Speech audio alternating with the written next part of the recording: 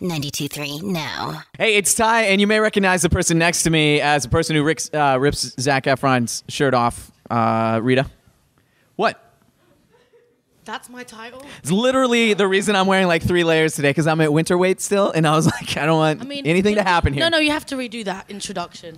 We can't. I am not the girl that just takes people's shirts You're the off. amazing human being with the talented vocals who also ripped Zac Efron's shirt off. All right, fine, I did it. Was that an inspirational moment? I heard it was just like some voices spoke to you.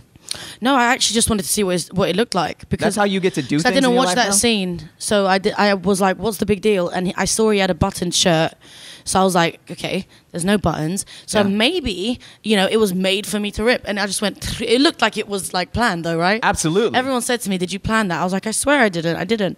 That's It's like every good, girl's though. dream is just be able to rip off, oh, it's Zac Efron. I'm going to take his shirt off right now. I mean, I'm happy that he was such a good sport about it, because I didn't know him before then. Right. I met him by ripping his shirt off. I mean, as a guy, I know that that's actually not a terrible way to meet.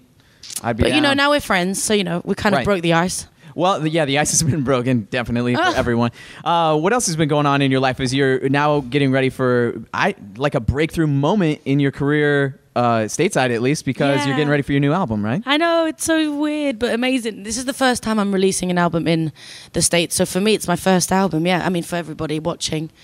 So yeah, let's say it's my first album. Well, yeah, I mean, obviously, you've got like 37 million, 33 million, 10 million. I went through every video that you have on YouTube, and I was like, man, That's people cool. love this. Yeah, like the RIP video is over the 30 million mark, Thank and you. that's not even something people know about probably yet over here. Yeah, because I think what I did last time round, I really focused on the markets that I was from, and I was actually a bit nervous to come on this side of the pond because, I don't know, I was young. I was like personally, I was like missing my family. I kind of didn't want to go too far from them, and I guess I was being selfish.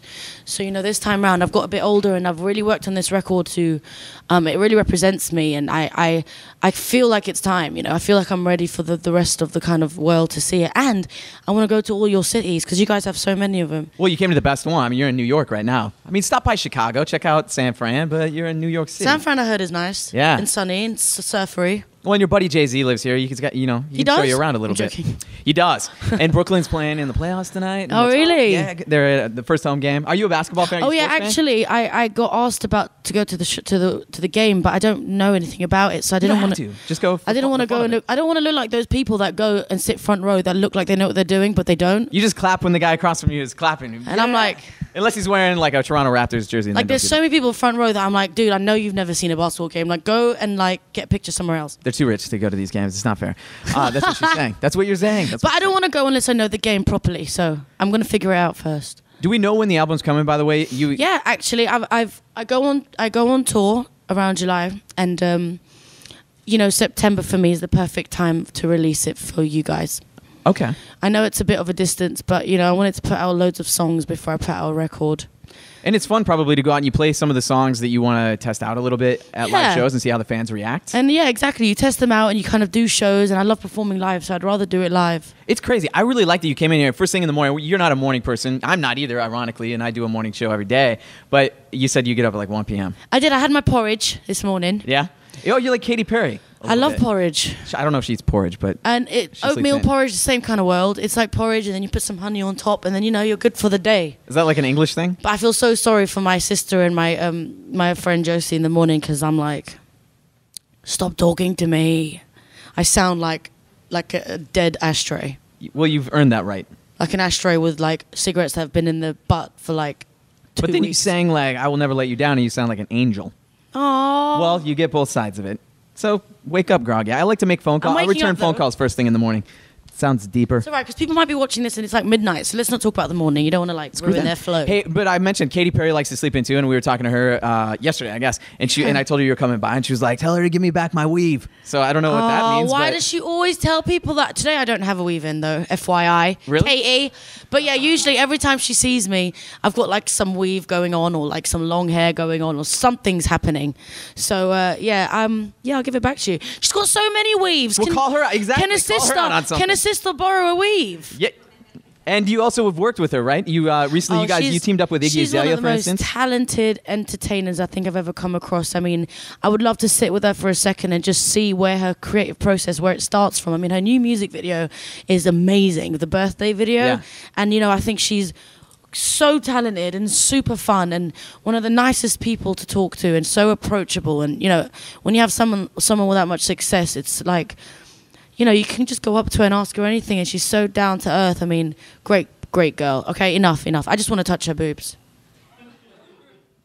I totally forgot. I had something in my head that I was going to ask you, and now I'm picturing Charity and puppies. Sorry. Speaking of Charity, we were talking about how some people get asked out on these weird, like, random dates. People go to, like, an event and they'll say, hey, you know, Rita, will you go to this charity event with me as a date? Have you ever been asked on a date and had to back out on one? I fessed up to it this morning. No? Literally never. Have you ever accepted a date in your life? Nobody wants to take me on a date. That's a lie. I swear, nobody has asked me on a date. In how long? Well, since I've had a boyfriend. Well, is this Calvin? Yeah. What's going on with you and Calvin? Obviously, nobody should if I have a boyfriend. But yeah, no, nothing's going on. We're just hanging out. Well, I didn't mean that. I mean, like, musically, he's such an interesting guy, and you guys are working together on the new single. Well, I mean, I always thought to never mix business with pleasure, you know, that good old saying. But then, you know, it kind of happened. And if it runs in both of our bloods, and, you know, he's such an incredible songwriter and a great producer. And to see him work, you know, not on my stuff, it's really impressive. You know, I'm like, whoa, when he works on his own stuff. And, you know, he wrote this song that I sang for you, and it was one of the sweetest, most amazing, most precise things anybody could ever do, because it was really pinpointed on how I felt. And, you know, he knew me at that time, in this time in my life, more than anybody else. You know, I spend a lot of time with him, and, you know, it felt so perfect for me. And I said, well, I have to play it to the world. And, you know, it worked for me. And I'm just so happy it finally came out. Does he ever recommend some friends of his or people that he's worked with that he thinks you'd be a great person to team up with? No, he'd probably want to do everything himself. Yeah? Well, for you, though, on your album coming up, is there anybody who's like, you should really check out this person? No, he's definitely down with giving me advice on, you know, things and, like, you know, people that are great. But I had my own vision before he got involved. You know, he just kind of spiced it up. And it's nice to do it with somebody that knows you better than anybody else. Absolutely. And what can we expect? So for the new album, obviously, I've seen, you know, your music for... God, I feel like it was probably at least 4 years ago, 5 years ago. I mean, it's been that long. It's really weird to me that this is your first album in the States. I know, right? It's very strange, and it's really, really good for me, actually, because it's almost like starting a whole new chapter. So are you going to go a different direction, or are you going to bring us some of the songs that were released previously? No, I mean, I think online, it's so strong. I think people can just go online and check that out. I think now it's about the new vision and the new sound, and me growing up, being kind of like in the world and meeting people and just kind of being inspired by people, you know, and that's what this is about. And it's about kind of, I want people just to be happy, really. What's like the most prominent moment in your mind when you start to sit down and you put yourself in an emotional space for a song that you want to sing or that you want to write? What stands out in your mind as something you know is going to inspire you? Any direction? Well, I guess I first start by listening to my classics, like singers that I used to love growing up with. I always listen to them before I record, like Whitney Houston, and I love Debbie Harry and Freddie Mercury, and I love people that really have balls, you know, and I always say that. And whether it's how they look, what they say, you know, that's how I start, and then I get into like my confident zone, and I start kind of like, you know, feeling like one of like Debbie Harry on like steroids, and then I kind of like, you know, feel really ready. That's how I start, and then I record. And when you're looking online and you see the interaction between your fans, are you starting to notice more and more people picking up on who Rita Ora is as opposed to just what your music is? Yeah. Like, are they asking you about relationships, pets? Yeah. What do they ask you about? I mean, they ask me about, you know, relationships, you know, where I shop usually, what I kind of... Where do you shop?